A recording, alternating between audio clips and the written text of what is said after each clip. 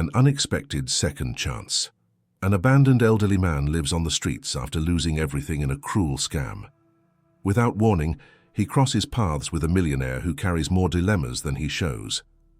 An unexpected gesture between them triggers a series of decisions that no one could predict. What this millionaire does next changes not only the elderly man's life, but challenges everything you believe about new beginnings. If this story interested you, don't forget to subscribe to our channel and tell us which city you're watching from. We'll continue. I promise this will be the best story you'll hear in your life. The sun was setting when Robert Wilson, 68 years old, sat on a bench in downtown Chicago, observing the hurried movement of people passing by. His tired eyes reflected not only the weight of age, but mainly the marks of a journey that, in just a few months, had completely transformed. "Sir, would you like some coffee?" asked a young volunteer who was distributing food to people living on the streets. Robert smiled with kindness, accepting the small gesture of charity that, just a year ago, he would never have imagined needing. As president of Wilson Developments, one of the most respected construction companies in Chicago, he had known the height of business success. His signature was on million-dollar contracts, and his name appeared in social columns.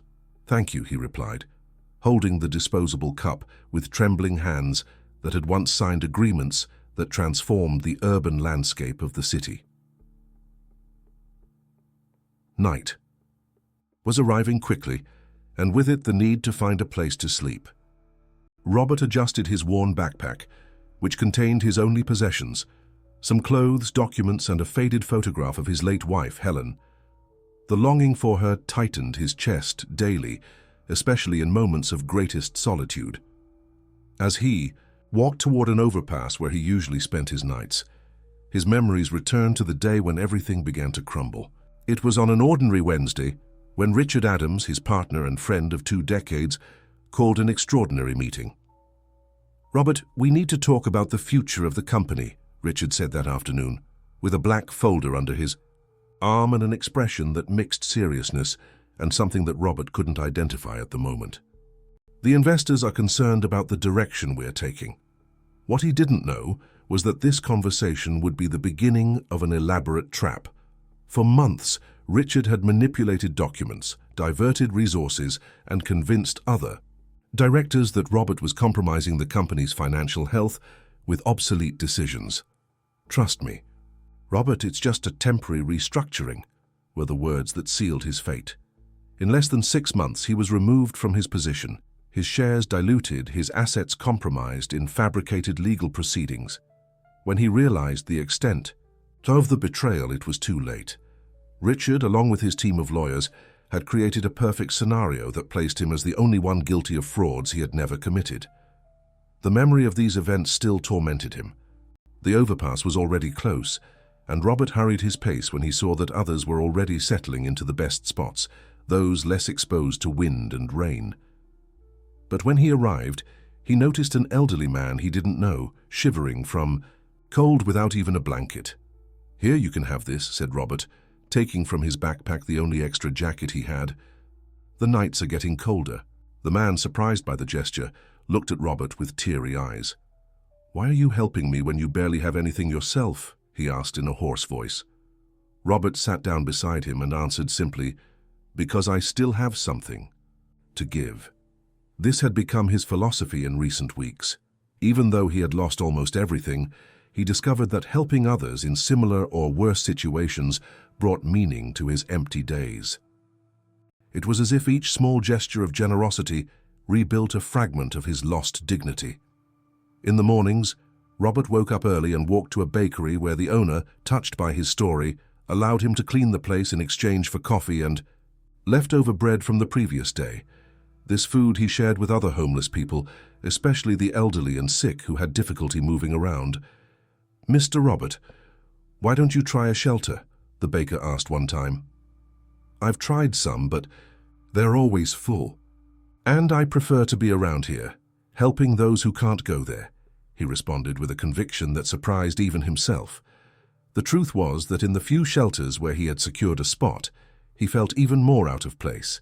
The strict rules, the lack of privacy, and especially the feeling of having completely failed in life, made those environments almost unbearable for someone who had once commanded hundreds of employees.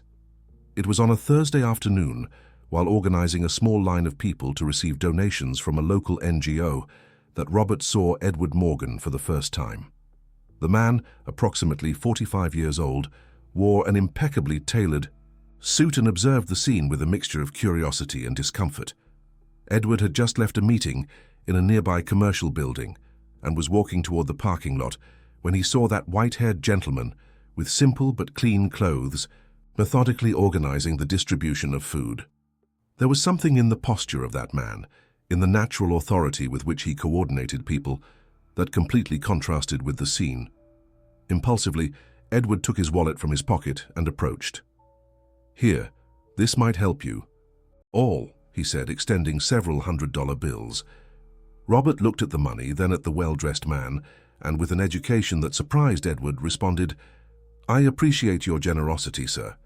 But if you really want to help, that lady with the child in her arms needs medicine." He pointed to a young woman with a baby who was coughing continuously. "The medicine costs about $80 at the pharmacy on the corner." Edward, disconcerted by the response, followed Robert's gaze and saw the woman. Something about the situation touched him deeply. Instead of simply handing over the money and leaving, as he would normally do, he walked to the pharmacy, bought the medicine, and returned to deliver it personally. Upon returning, he found Robert helping an elderly man sit on a bench. "Thank you for directing my help," said Edward, watching the young mother who was already administering the medicine to the baby. "Often we give money and don't even know if it really goes to those who need it." Robert smiled slightly, with an expression that mixed wisdom and melancholy. When you live on the streets, you learn to identify real needs. Money is important, but sometimes a blanket, medicine, or simply someone who listens is more valuable. Something in that phrase, spoken with such naturalness and depth, caused an unexpected impact on Edward. For years, as financial director of a multinational, he had dealt with numbers, goals, and strategies, rarely considering the human impact of his decisions. "You don't seem to have spent your whole life here," commented Edward, trying to better understand that intriguing figure. "And I haven't," replied Robert, while storing the items that remained from the distribution. "Just over a year ago, I had a completely different life." Edward checked his watch, realizing he was already late for his next meeting, but contrary to his habits, decided that this conversation was worth more than any appointment. "Do you have time for coffee? I'd like to hear your story," he invited, pointing to a nearby coffee shop. Robert hesitated for a moment. It had been months since he had entered a commercial establishment as a customer. The shame of his current condition and the fear of being mistreated kept him away from these places. But there was something in the sincerity of the invitation that made him accept. "I just need to finish organizing these donations, and we can go," he replied. While watching Robert finishing his volunteer work, Edward felt a growing admiration. This man, even in extremely adverse circumstances, maintained a dignity and sense of purpose that many executives in his company, with all possible privileges, did not demonstrate. What Edward didn't imagine was that this casual encounter would change not only Robert's life, but also his own trajectory, challenging everything he believed about success, human value, and the true meaning of starting over. In the coffee shop, Edward observed attentively as Robert held the coffee cup with slightly trembling hands. There was a natural elegance in his gestures, as if his body still remembered a previous life of meetings in boardrooms and lunches in sophisticated restaurants. "So you were a businessman?" asked Edward, still trying to reconcile the image of the man in front of him with the story he had just heard. "I founded Wilson Developments almost 30 years ago," replied Robert, with a distant look. "We started small, with residential projects in the East Side. Over time, we moved to larger commercial developments. Perhaps you know the Aurora building downtown." Edward's eyes widened, immediately recognizing the name of the prestigious commercial building. "Of course I know it. Our company once evaluated the possibility of renting a few floors there. It's an impressive architectural project." A discreet Smile appeared on Robert's face. It was the last major project I personally supervised. Helen, my wife, was an architect and collaborated on the design. She had a unique vision about spaces that promote well-being. The mention of his wife brought a shadow to the elderly man's eyes, something that didn't go unnoticed by Edward. "And how did you reach this situation?" he asked cautiously. Robert took a deep breath before answering. Telling his story was still painful, but somehow, it seemed important that this man understand. Richard Adams, my longtime partner and friend, orchestrated a corporate coup. He falsified documents, manipulated balance sheets, convinced investors and other directors that I was sabotaging the company with outdated decisions. When I realized what was happening, it was already too late. Edward listened attentively, recognizing in the narrative tactics he had witnessed in the corporate world, although never with such devastating consequences. In a few months, I lost my position, my reputation, and almost all my assets in legal proceedings. Helen was already sick at the time, an aggressive cancer. The stress of the situation accelerated. Everything. She left us 6 months later. Robert's voice faltered slightly in the last sentence. Edward felt a lump in his throat, imagining the magnitude of that loss. "And your children?" he asked, trying to understand how someone who had so much could end up completely alone. "I have 2. Ryan has lived in Europe for years. He distanced himself when the problems began. Julia is in New York. She tried to help me at first, but our relationship was already complicated before all this. The accusations, the lawsuits created an abyss between us." Robert paused, taking a sip of coffee. "When I lost my house, I tried staying with friends, but doors kept closing. It's impressive how failure scares people as if it were contagious. I ended up on the streets, first temporarily, then, well, it's been almost a year now." Edward remained silent for a few moments, processing everything he had heard. In his mind, a puzzle was forming with familiar pieces. This Richard Adams, by chance, is he now CEO of New Structure Developments? Robert's eyes widened slightly. "Yes, he renamed the company after taking full control. How do you know that?" Edward leaned forward in his chair, a serious expression on his face. "Your former company is one of the biggest competitors of the group I work for, Morgan Holdings. Richard has a, let's say, controversial reputation in the market." Robert nodded slowly without surprise. "I imagine so. He was always ambitious, but I never thought he would go this far." An idea was beginning to form in Edward's mind. As financial director of Morgan Holdings, he knew well the challenges that the company's social projects sector faced. It was a problematic department, with high staff turnover and inconsistent results, but strategically important for the group's corporate image. "Robert, I have a proposal to make to you," said Edward, surprising even himself with what he was about to suggest. "Morgan Holdings is having serious problems in the social projects sector. We need someone with management experience, but also with sensitivity to humanitarian issues. Someone who understands both the corporate side and the reality of the people. We want to help." Robert looked at him with a mixture of confusion and distrust. "Are you offering me a job? Don't take this the wrong way, but look at me. I'm almost 70 years old. I've been out of the market for over a year, without contacts, without current references. Why would you do this?" Edward smiled, recognizing the legitimate distrust. "Because I just talked to a man who, even having lost everything, organizes donations for people in worse situations than his own. They're a man who, instead of asking for money for himself, directed my help to someone who needed it more. This demonstrates character and strategic vision, exactly what we're looking for." Robert remained silent, considering the unexpected offer. "It won't be easy," continued Edward. "The sector is disorganized, the team is demotivated, and there's internal resistance. We offer a temporary contract initially to see how you adapt. We'll provide accommodation in a company apartment, appropriate clothes, and a modest salary, but enough to start over." Robert's heart accelerated. The idea of going back to work, of having a roof, a professional purpose again, was tempting.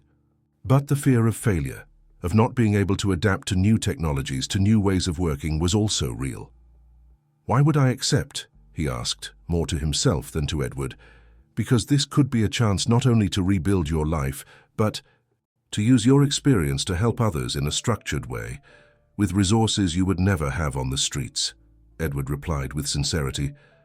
"And honestly, it would also be an opportunity for me to prove that I'm right about you." After a moment of reflection, Robert extended his hand. "I accept with one condition. Part of my salary will be allocated to improving the situation of the people I met on the streets. I can't simply abandon them." Edward shook his hand firmly, admiring even more the character of this man. "Consider it accepted. We can even incorporate this into the project." The following week, Robert entered the imposing Morgan Holdings building for the first time. He wore a suit provided by Edward, which, although not perfectly fitted, returned to him a bit of lost dignity. His white hair was well trimmed, and he held a folder with notes he had made about possible approaches for the social projects sector. The contrast between his current situation and that of just a few days ago was surreal. From the overpass to the corporate apartment, from uncertainty about the next meal to a badge with his name and position. Robert Wilson, Senior Consultant for Social Projects. While waiting in the reception, Robert tried to control his anxiety. His thoughts were interrupted by Edward, who arrived accompanied by a young woman of approximately 30 years. "Robert, this is Marion Scott, coordinator of the social projects sector. She will introduce you to the team and show you how we are currently operating." Marion greeted him politely, but Robert immediately perceived the reserve in her eyes. It was a look he knew well. Distrust, perhaps even resentment at the arrival of an outsider, especially someone of advanced age. "It's a pleasure, Mr. Wilson. Edward told us about your management experience," she said, with a smile that didn't reach her eyes. "Shall we go up? The team is waiting." When they reached the 10th floor, Robert was received with curious looks and some polite but not very warm smiles. The meeting room was prepared with a presentation, and he noticed that some of the younger employees were exchanging discreet messages on their phones, probably commenting on the new consultant. "Everyone, this is Robert Wilson, who will help us restructure the sector," announced Marion. "As you know, we have faced significant challenges in recent quarters, and the board is dissatisfied with our results." A young man at the back of the room raised his hand. "No offense, but what exactly is Mr. Wilson's experience with corporate social projects? The market has changed a lot in recent years." The question, although polite in form, carried a clear challenge. Robert took a deep breath before answering. "You're right, young man. The market has changed, and a lot. My direct experience with corporate social projects is limited, although I coordinated community initiatives at Wilson Developments. However, I spent the last year living on the streets of Chicago, experiencing first-hand realities that many social projects try to transform based only on reports and statistics." A surprised silence took over the room. No one expected that answer. "I'm not here to revolutionize systems that work, nor to impose outdated methods. I'm here to listen to you, understand the challenges, and contribute with a perspective that unites both the corporate side and direct experience with the populations we want to impact." Marion observed him with a re-evaluating expression, while Edward at the back of the room smiled discreetly. "So if you allow me," continued Robert, walking to the front of the room with a confidence he didn't completely feel, "I would like to begin by understanding exactly what you consider the biggest obstacles currently." Gradually, the initial tension began to dissipate. One by one, team members began to share their frustrations. Excessive bureaucracy, lack of continuity in projects, disconnection between initiatives, and the real needs of communities, pressure for quantitative results at the expense of qualitative impacts. Robert listened attentively, making occasional notes. To the team's surprise, his questions were insightful, demonstrating a quick understanding of structural problems. At the end of the meeting, there was a different atmosphere in the room. Not exactly complete acceptance, but curiosity and a cautious openness. "Thank you for everyone's honesty," said Robert. "In the coming days, I would like to get to know each project individually and, if possible, visit some of the implementation sites. I believe efficient solutions are born from direct observation." As the team dispersed, Marion approached. "Your Insights were interesting, Mr. Wilson, but I should warn you that there is internal resistance to your hiring. Charles Vincent, operations director, strongly questioned Edward's decision. He has considerable influence here. Robert nodded, thanking her for the warning. It wouldn't be the first time I've faced resistance, Marion. I just hope to have the chance to prove my worth before they decide I'm not suited for the position. What Robert didn't know was that Charles Vincent wasn't just an influential director at Morgan Holdings. He was also an old ally of Richard Adams, and his presence in the company was not a coincidence that would go unnoticed for long. 3 months passed since Robert's arrival at Morgan Holdings. The small corporate apartment that initially seemed an unimaginable luxury was now transformed into a workspace and reflection.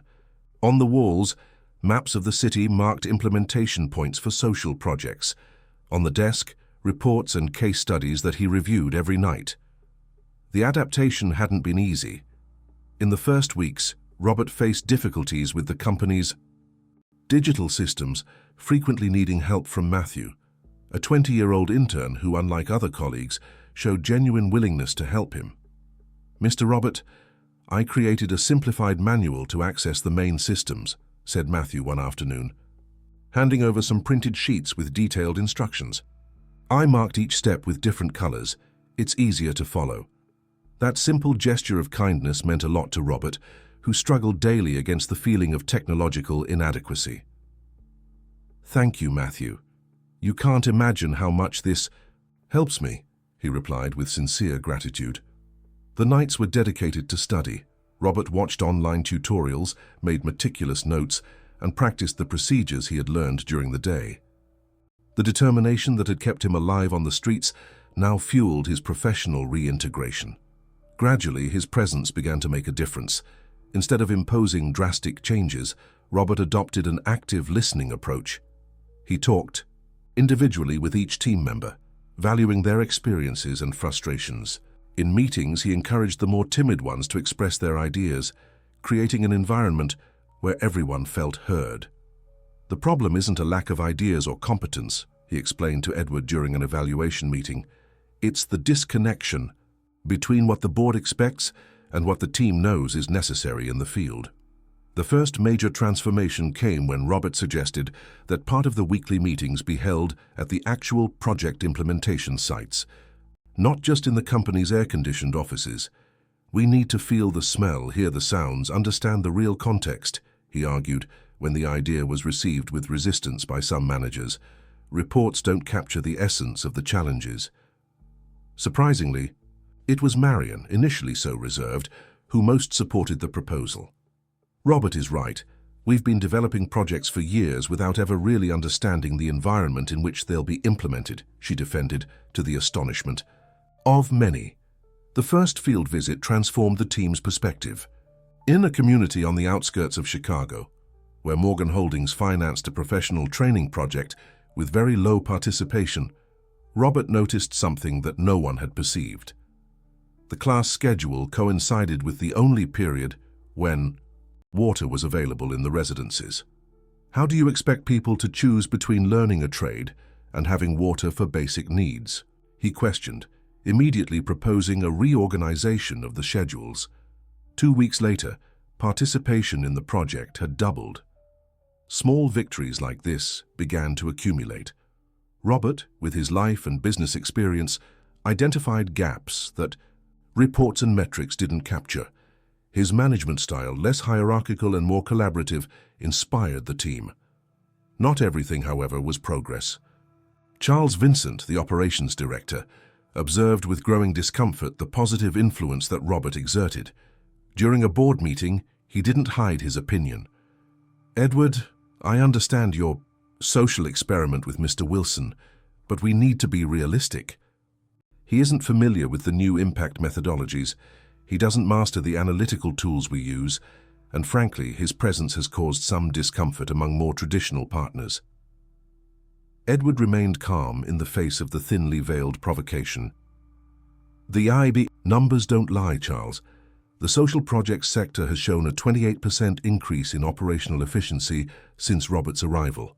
Team satisfaction has improved, and for the first time in 2 years, we're receiving positive feedback from the community served. Charles smiled condescendingly. Preliminary results that can be explained by the novelty effect. Let's see if they sustain in the long term.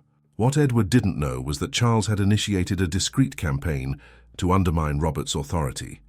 Small sabotages began to happen, important documents mysteriously disappeared, meetings were rescheduled without Robert being notified, and rumors about his competence circulated between departments.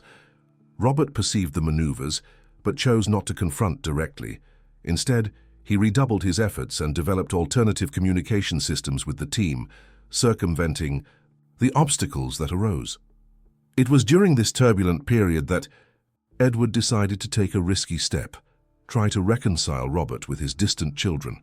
I may be overstepping boundaries, Robert, but I've noticed how the absence of your family affects you, even though you try not to show it, commented Edward. During an informal dinner, Robert lowered his eyes, touched by the perceptive observation. It's true, every night before sleeping I think of them, about how I let the relationship deteriorate over the years, even before the financial problems. Work was always my priority. Edward hesitated before continuing. I managed to locate your daughter, Julia. She works as a university professor in New York. Robert raised his gaze, surprised and slightly alarmed. What did you tell her? Just that I would like to talk about you. She agreed to meet me next week, when I'll be in New York for a conference. Robert felt his heart accelerate. The possibility of reconnecting with his daughter awakened both hope and fear. I don't know if I'm ready, Edward. Our last meeting was painful. She blamed me for not being present when Helen got sick, for prioritizing the company that ended up betraying me. And was she wrong? Asked Edward gently. Robert sighed deeply. No, that's the hardest part. Recognizing that she was right. I spent decades building an empire, but I neglected what really mattered. The following week, Edward met with Julia in a cafe in the Greenwich Village neighborhood of New York. The 38-year-old woman had the same expressive eyes as her father, but carried an expression of caution and defensiveness. Thank you for coming, began Edward. I know the situation with your father is complicated, but I believe you should know how he is now. Julia maintained an impassive expression as Edward narrated Robert's recent journey, from the fall to the period on the streets, and now his slow professional and personal reconstruction. Why are you telling me this? She asked when Edward finished. Do you want me to feel sorry for him? To forget years of absence, broken promises, missed birthdays because meetings were more important? Edward perceived the deep pain behind the hostility.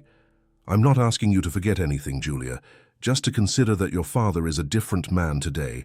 Life broke him, but it also rebuilt him in a way that might be worth knowing.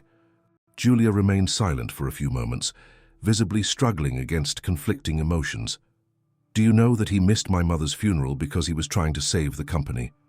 While I was there, alone, saying goodbye to the only person who was always present, he was in a meeting room with lawyers. Edward didn't know this detail, and the revelation shook him. No, he never mentioned that. He talks little about that period, but he carries a photo of your mother with him always. It's the only personal thing he kept when he was on the streets. A tear escaped down Julia's face, which she quickly wiped away. I'll think about what you said. I don't promise anything, but maybe someday. When Edward returned to Chicago and reported the meeting, Robert received the news with mixed emotions. The possibility of a reconciliation, even distant, lit a small flame of hope in his heart. Meanwhile, his work at Morgan Holdings continued to evolve. The big turning point came when Robert proposed an innovative idea: transform an abandoned building, owned by the company, into an integrated social rehabilitation center for homeless people. It wouldn't be just a temporary shelter, he explained, during a presentation to the board. It would be a space of complete transformation, dignified accommodation, psychological care, professional training, and most importantly, a mentoring program that connects these people to real work opportunities. The proposal generated intense debate. Some directors saw potential for a project with significant impact, which would position Morgan Holdings as a leader in corporate social responsibility. Others, led by Charles Vincent, questioned the high investment and uncertain return. "This is philanthropy, not business," argued Charles. "Our shareholders expect financial results, not Good Samaritan medals."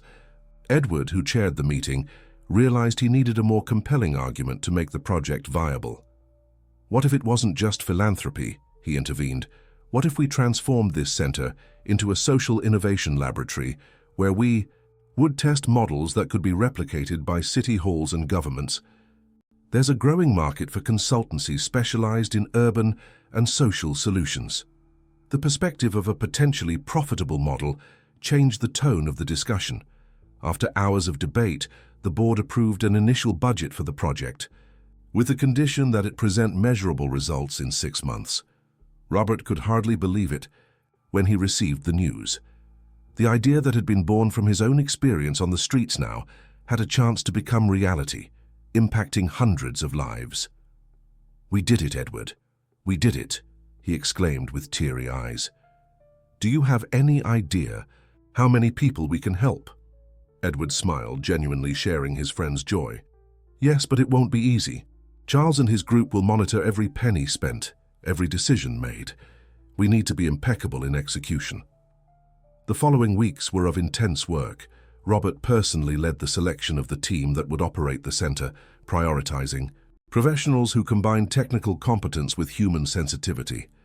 The building began to be renovated, transforming deteriorated spaces into welcoming and functional environments. On the day when the construction reached its midpoint, Edward surprised Robert with an unexpected visit to the site. "I brought someone who wanted to know about the project," he said, making space for a woman to approach. Robert felt his heart stop for an instant when he recognized Julia. His daughter had changed, shorter hair, some expression lines that weren't there the last time they saw each other, but she was still his little girl. "Hi, Dad," she said with a trembling voice. "Julia," was all Robert could say before tears began to fall. Edward discreetly moved away, leaving father and daughter alone in the middle of the construction that symbolized both the reconstruction of lives and perhaps the possibility of rebuilding long-broken family ties. The hug took time to happen. Difficult words needed to be said first, old wounds revisited, forgiveness asked for and granted with difficulty. But when they finally embraced, something fundamental began to heal in both. What none of them knew was that while this reconciliation was happening, Charles Vincent was contacting Richard Adams, the former partner who had betrayed Robert. The conversation, brief and objective, ended with a sinister promise. "Don't worry, Richard, Robert Wilson won't bother you for long. This project of his will be his professional tomb. I have a plan that won't fail." The New Life Reintegration Center opened with a simple but significant ceremony. Robert, wearing a well-fitted suit, a gift from Edward, observed with emotion the facilities that had come off the paper. Each space had been designed not only in terms of functionality, but also dignity. Small but individual rooms, welcoming common areas, training rooms equipped with modern technology. "It doesn't look like a shelter," commented Julia, who was by his side. "It looks like a home." "That was exactly the intention," replied Robert with pride. "Dignity is not a luxury, it's a basic necessity." In the first days of operation, the center received 30 homeless people, selected through a careful process that prioritized those with greater reintegration potential, without excluding more complex cases. Among them was Sebastian, the elderly man whom Robert had helped on his first night under the overpass. "Mr. Robert, I never thought I'd see you again, much less in a place like this," said Sebastian, moved to reunite with the one who had shared with him the little he had. "Life holds surprises for us, my friend. Sometimes bad ones, other times wonderful ones like this." The local press covered the inauguration, highlighting the innovative approach of the project. Instead of just offering temporary shelter, the New Life Center implemented a complete reintegration program.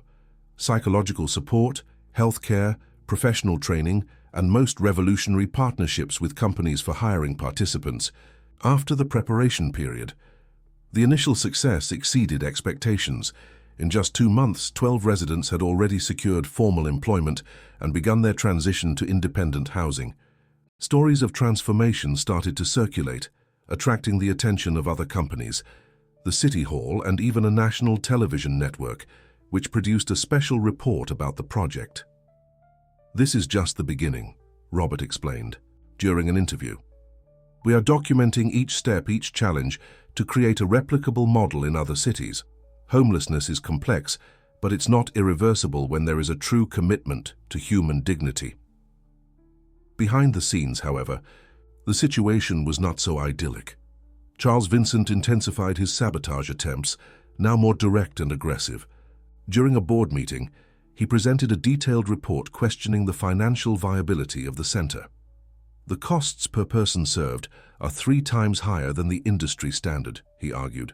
"We're spending precious resources on a project that, although noble, doesn't align with our fundamental corporate objectives." Edward, prepared for this moment, countered with data about the image return for the company, the strategic partnerships that had emerged from the project, and the potential for monetization of the methodology developed. "Additionally," he added, "we've already received 5 proposals from city halls interested in implementing similar models, which opens a new business front for our consultancy." The battle in the board ended with a Solomonic decision. The project would continue, but with a reduced budget and more ambitious self-sustainability goals. Robert received the news with concern, but also with renewed determination. "We'll have to do more with less," he told his team, "but this only forces us to be more creative, not less efficient." It was in this challenging context that Ryan, Robert's oldest son who lived in Europe, finally made contact. The reconciliation with Julia and news about the project had reached him through social media. The video call was initially tense. Ryan, unlike Julia, maintained a more defensive, almost accusatory posture. "Why didn't you reach out to me when everything collapsed?" he asked bluntly. Robert sighed deeply before answering. "Pride, perhaps, or shame, probably both. I spent so much time being the provider, the strong man of the family, that I didn't know how to be vulnerable, how to ask for help." The honesty disarmed Ryan. The conversation evolved to deeper reflections about family expectations, past mistakes, and future possibilities. At the end, there wasn't a complete reconciliation, but a path opened for it. "I'm planning a visit to the States next month," said Ryan before hanging up. "I'd like to see this center you've created." While Robert's family ties were beginning to rebuild, Charles Vincent executed the plan he had mentioned to Richard Adams. Through a finance sector employee who owed him favors, he began to subtly manipulate expense reports from the new life center, creating the impression of irregularities in the use of resources. Simultaneously, he hired a private investigator to dig into Robert's recent past, seeking any indication that could compromise his credibility. The investigation reached the period when he lived on the streets, collecting distorted testimonies and statements out of context. The blow came without warning. An anonymous complaint reached Morgan Holdings' compliance department, accompanied by apparently compromising documents and questionable testimonies. The accusation was serious: misappropriation of resources from the new life center for his own benefit and that of former street companions. Edward was the first to know through an ally in the legal department. He rushed to alert Robert, finding him at the center, guiding a group of residents on job interview techniques. "We need to talk urgently," he said, his tense face denouncing the gravity of the situation. In the improvised office, Edward explained the complaint and its ramifications. "It's an obvious setup, but well constructed. The compliance department has already initiated a surprise audit, and the board has scheduled an extraordinary meeting for tomorrow." Robert listened to everything with a calmness that surprised Edward. "I was already expecting something like this," he finally said. "Maybe not so elaborate, but I knew Charles wouldn't give up easily." "How can you be so calm? This could destroy everything we've built." Robert smiled slightly. "When you lose everything, Edward, you discover that the fear of losing again diminishes. What concerns me is not my reputation, but the future of these people who have finally found hope here." The audit was thorough and tense. Each expense was analyzed, each decision questioned. The center's residents observed apprehensively the unusual movement of executives in suits, feeling that something important was at stake. The next morning, before the board meeting, something unexpected happened. Sebastian, the elderly man whom Robert had helped under the overpass, gathered the other residents of the center for an urgent conversation. Hours later, dozens of people who had been impacted by Robert's work, both at the center and during his period on the streets, began to arrive at Morgan Holdings headquarters. They were former homeless people now employed, volunteers who had witnessed his dedication, local merchants who supplied the center, and even the baker who had once given him bread in exchange for cleaning. Each carried posters or their own cell phones, where they displayed short videos reporting how Robert had transformed their lives. The peaceful and moving demonstration at the company's door quickly attracted media attention. Reporters who had covered the center's inauguration returned, now to document what they called a gratitude revolution. Inside the board's meeting room, the atmosphere was tense. Charles Vincent confidently presented the alleged evidence against Robert, methodically, building a case that seemed irrefutable. Edward observed, with concern, the faces of the board members, noting that some already seemed convinced. That's when the secretary interrupted the meeting. "Excuse the intrusion, but there's something you need to see," she said, turning on the room's television to a local news channel. The live broadcast showed the crowd in front of the building, each person sharing a personal story about how Robert had impacted their lives. The contrast between those sincere testimonies and Charles's cold accusations was glaring. "This is a publicity maneuver orchestrated by Wilson," protested Charles, visibly disturbed by the turn of events. At that moment, the door of the room opened again. It was Marion, the social projects sector coordinator, accompanied by the finance employee whom Charles had used to manipulate the reports. "I have something important to share with the board," she said firmly. "We've discovered the origin of the fraud, and it wasn't Robert Wilson." The employee, visibly nervous, confessed to the manipulation of data at Charles's request, presenting evidence of emails and specific instructions he had received. "I did. This under threat of losing my job," he explained, "but I can no longer participate in this injustice." Charles tried to deny it, but his uncontrolled reaction only confirmed the accusations. In a matter of minutes, his position on the board had become untenable. The company president, until then silent, took the floor. "Mr. Vincent, wait in my office. As for Mr. Wilson, I believe we owe you formal apologies." The immediate crisis had been controlled, but the emotional strain for Robert was considerable. After the meeting, he retreated to the corporate apartment, feeling the weight of the past few days. That's where Edward found him hours later, accompanied by Julia. "How are you feeling?" asked Edward, genuinely concerned. "Tired," replied Robert with honesty, "but also at peace, in a way. Seeing all those people today, people I helped and who came to help me, that's worth more than any revenge against Charles or Richard." Julia sat beside her father, holding his hand. "You transformed the greatest tragedy of your life into something extraordinary, Dad. It took me time to see that, but now I see it clearly."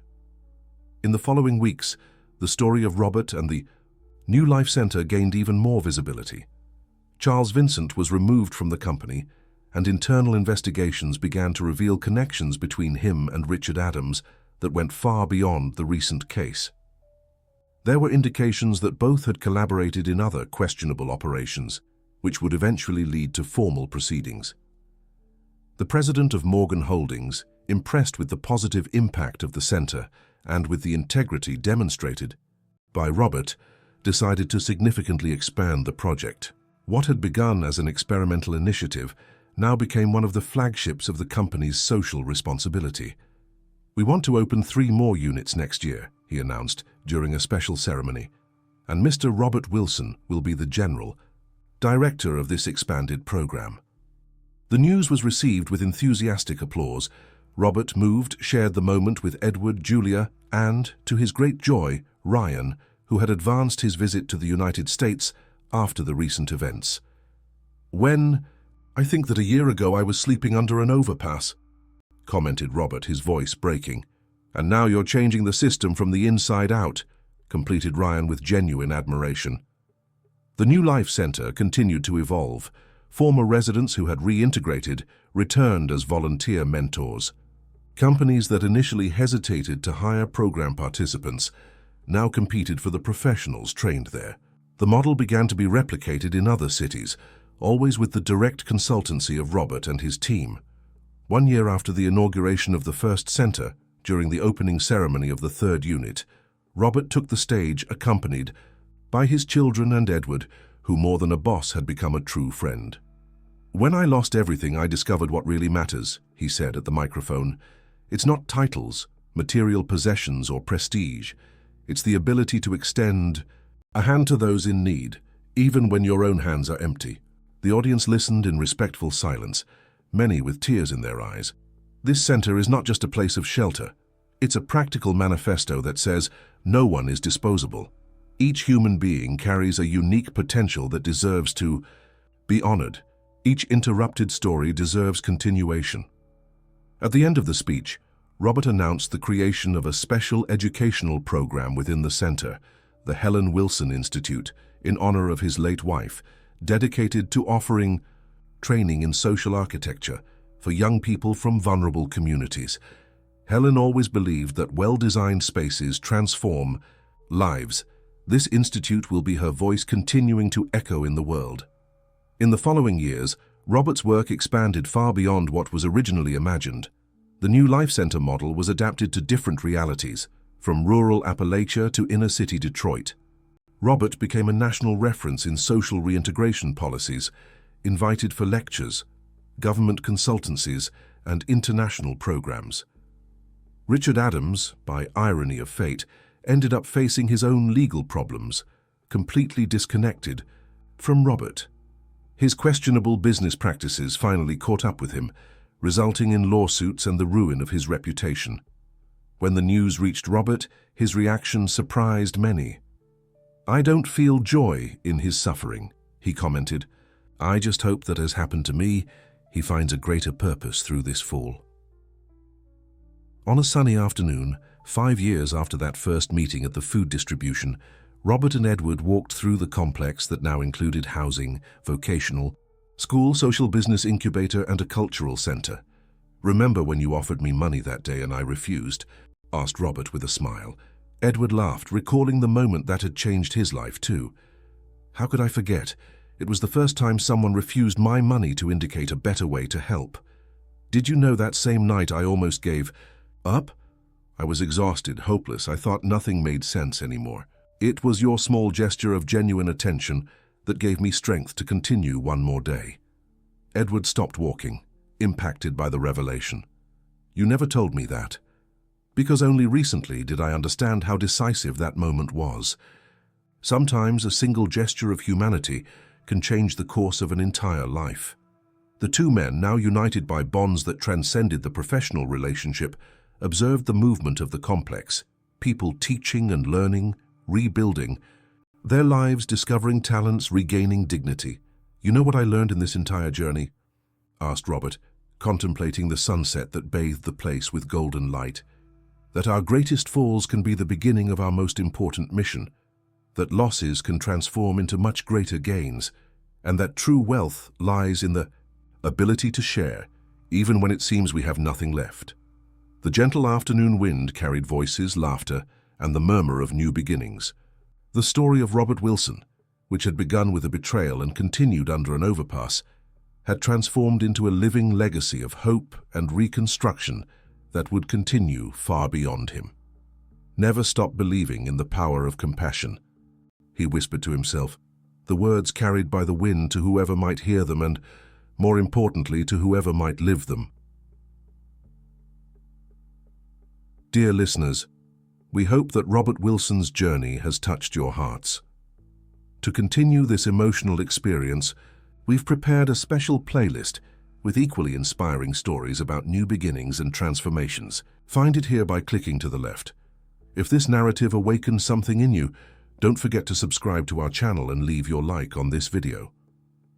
Daily, we bring unique stories that explore the complexity and beauty of human life. Share your own stories of overcoming in the comments. Your